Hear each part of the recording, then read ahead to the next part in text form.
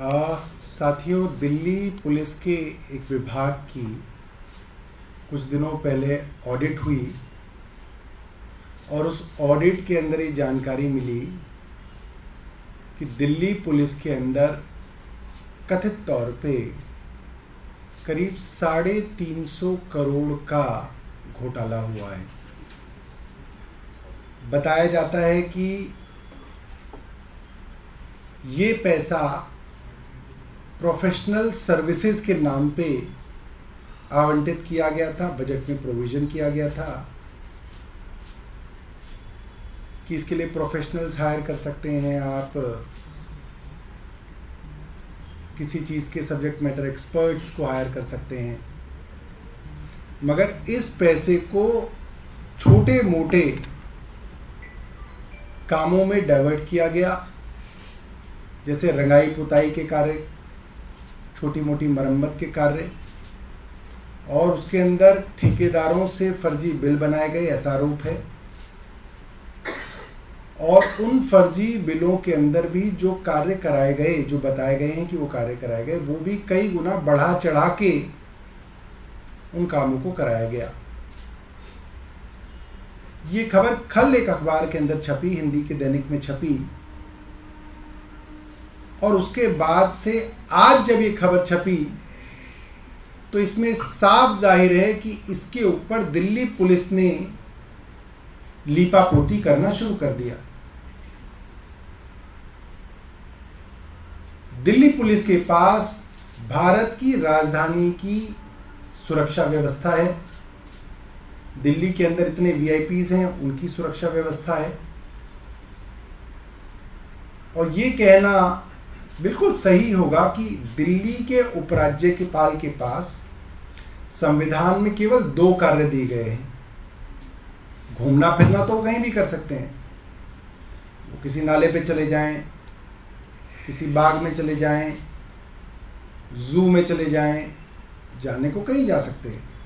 मगर जो संविधान में उनको काम दिए गए वो 2 ही हैं, एक तो लैंड यानी कि डीडीए, और एक पब्लिक ऑर्डर पुलिस यानी कि दिल्ली पुलिस। मैं ये समझता हूं कि पिछले इतने महीनों के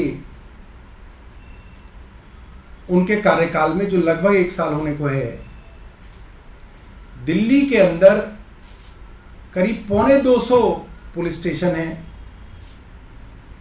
वो आज तक मुझे नहीं याद पड़ता कि वो किसी पुलिस स्टेशन में भी गए हों। एक एलजी के नाते अगर वो खुद ग्राउंड पे जाके देखने का शौक रखते हैं तो कम से कम वहां तो जाना चाहिए जो काम उनको मिला है। उनको तो रोज एक थाने में शाम को जाना चाहिए, देखना चाहिए कि पुलिस की क्या व्यवस्था है। कोई महिला अगर अपनी रिपोर्ट दर्ज कराने आती है तो पुलिस का उसके ऊपर साथ क्या बर्ताव है, ये तो देखना चाहिए। और एलजी साहब की नाक के नीचे 2022-23 फाइनेंशियल ईयर जो पूरा का पूरा एलजी साहब के नीचे लगभग आया है, क्योंकि मुझे याद है पिछले साल वो मई में आ गए थे और अब अप्रैल चल रहा है, तो उनकी नाक के नीचे इतना बड़ा घोटाला कैसे हो गया, ये मैं जानना चाहूंगा एलजी साहब से। एलजी साहब तो रोज किसी मामले में एक इतनी लंबी चिट्ठी लिखते हैं मुख्यमंत्री को, और उसमें दुनिया भर की नैतिकता की दुहाइयां देते हैं, दुनिया भर की शिक्षाएं मुख्यमंत्री जी को देते हैं। इस विषय में एलजी साहब का एक ट्वीट नहीं दिखा, एक कोई चिट्ठी नहीं दिखी, एक कोई उनका बयान नहीं दिखा। अरे कम से कम मीडिया में ही कुछ प्लांट कर देते, वो भी नहीं किया। इतनी चुप्पी, ऐसा क्या है जो एलजी साहब छुपा रहे हैं? उनको तो बताना चाहिए ये घोटाला कैसे हो गया उनकी नाक के नीचे। और आज क्या हो रहा है? किसी भी देश के, किसी भी राज्य के अंदर अगर सबसे सुरक्षित, सबसे महफूज कोई जगह हो सकती है तो वो है न्यायालय, न्याय का मंदिर। आज दिल्ली के एक पॉश इलाके के अंदर जो हमारा साकेत डिस्ट्रिक्ट कोर्ट है, उसके अंदर एक महिला के ऊपर कई गोलियां चलाई गई कोर्ट के परिसर के अंदर। ये कैसे संभव हो सकता है? हाई कोर्ट के तो सख्त आदेश हैं कि बिना मेटल डिटेक्टर के अंदर जाए आपकी एंट्री नहीं हो सकती। वो बंदूक कैसे पहुंच गई परिसर के अंदर? हर एंट्री के ऊपर पुलिस का बंदोबस्त होता है, तलाशी भी करते हैं, आईडी कार्ड भी देखते हैं, कैसे एंट्री हो गई, हथियार कैसे अंदर आ गया, क्या कर रही है पुलिस। अभी 1-1.5 हफ्ते की बात है कि द्वारका के अंदर एक नामी वकील की हत्या कर दी गई। द्वारका के अंदर, द्वारका कोर्ट से आ रहे थे, क्या कर रहे हैं एलजी साहब?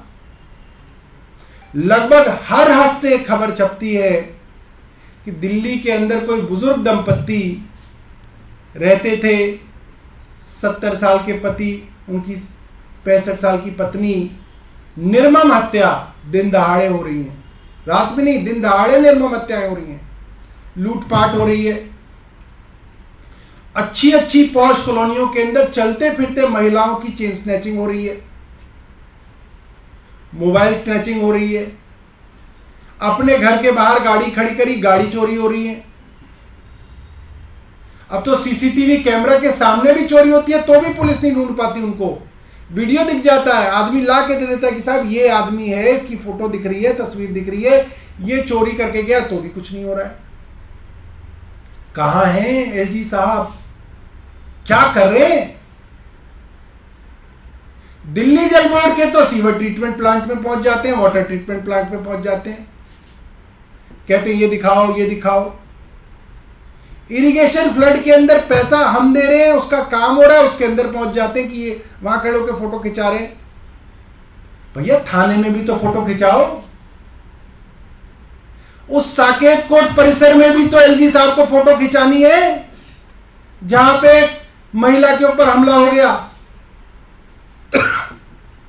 द्वारका में वकील की हत्या हो गई, वहां पे उसके घर पे जाके एलजी साहब का फोटो खिंचाएंगे? ये तो इनका काम है।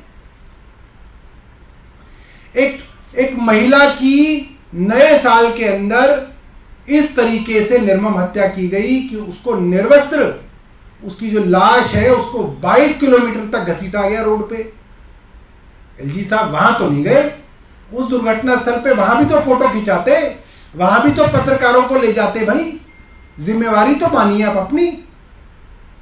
आप घूम रहे हैं नाले नाले। यह दिल्ली की हालत इतनी खराब हो रखी है। हम एलजी साहब से जानना चाहेंगे कि आपने इसमें क्या किया। हम केंद्र सरकार से जानना चाहेंगे ये कैसे संभव है कि दिल्ली पुलिस के अंदर ही घोटाला हुआ। दिल्ली पुलिस के बड़े बड़े अफसरों ने 350 करोड़ का घोटाला कर दिया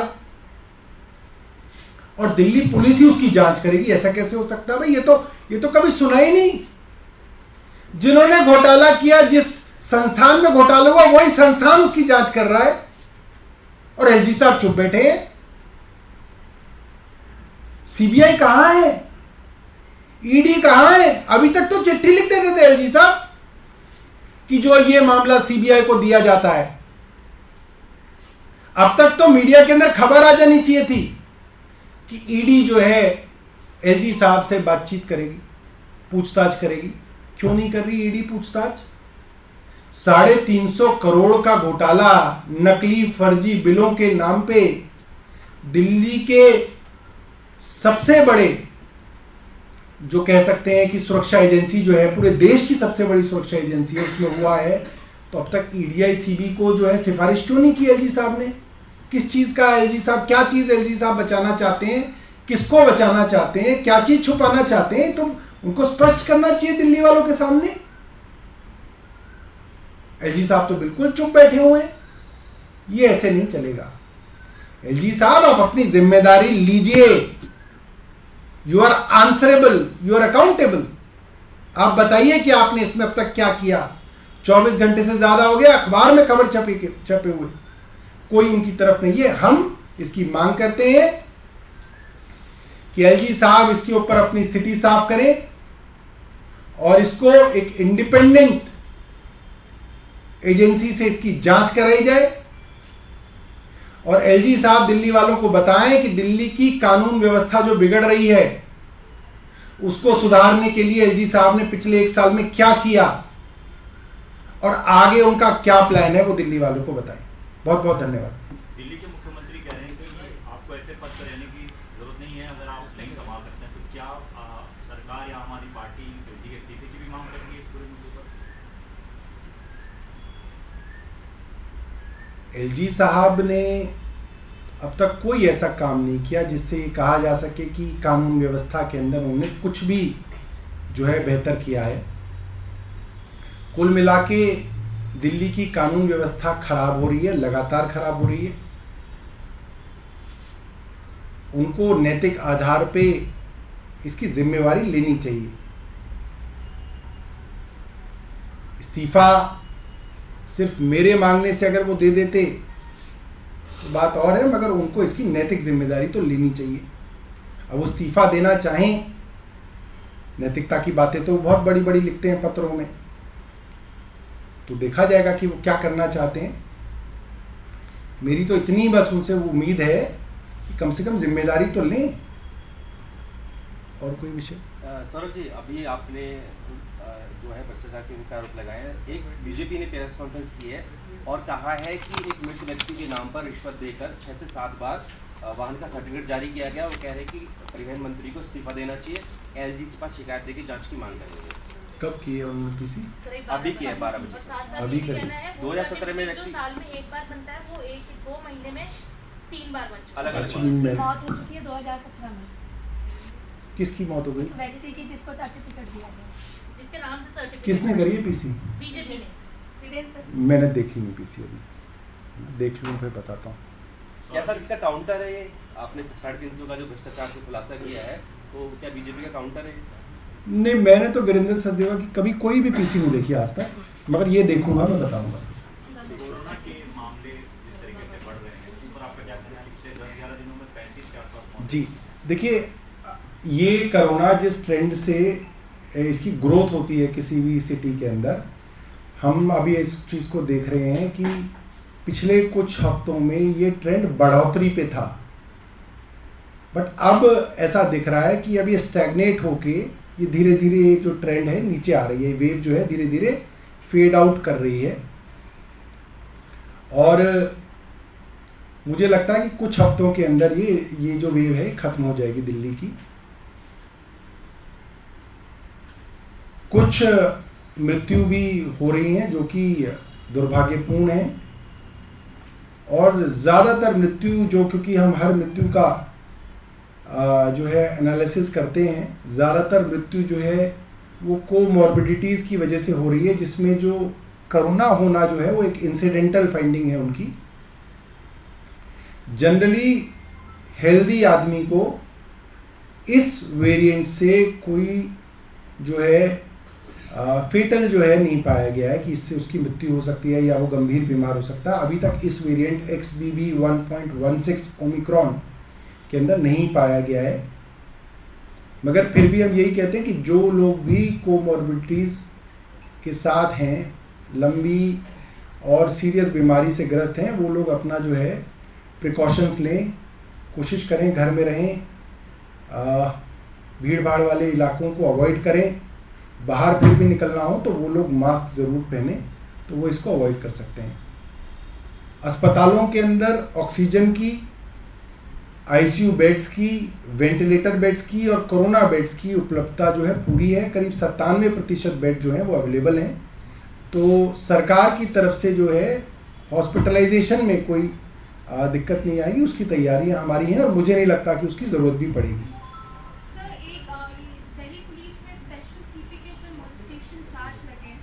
मॉलेस्टेशन के चार्ज लगे हैं? हाँ, कौन है वो लोग? दिल्ली पुलिस में स्पेशल CP ठीक है। और जूनियर पुलिस ऑफिसर ने लगाए, जिसके ऊपर अभी एक इंटरनल कमेटी भी फॉर्म की गई, उस पे आप क्या?